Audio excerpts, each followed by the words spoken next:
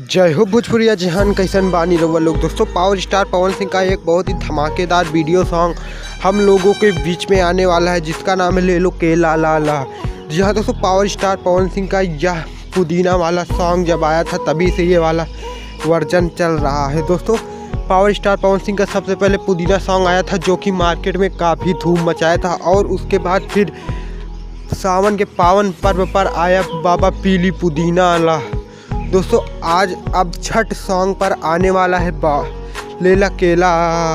दोस्तों, power star Pawan Singh का यह धमाकेदार वीडियो सॉन्ग हम लोग के बीच में बहुत ही जल्द आने वाला है। तो दोस्तों, super star power star Pawan Singh के जितने भी फैन हैं उनके इस गाने को बहुत सारा प्यार और आशीर्वाद दीजिएगा। दोस्तों, वैसे पावर स्टार पवन सिंह का एक से बढ़कर एक छठी सॉन्ग आएगा, तो आप लोग एंजॉय कीजिए और हमारे छोटे से चैनल को सब्सक्राइब कर लें, क्योंकि हम भोजपुरी से छोटी से बड़ी न्यूज़ सबसे पहले आप तक पहुंचाते हैं। मिलते हैं नेक्स्ट वीडियो में। जय हिंद, जय भारत, जय भोजपुरी समाज।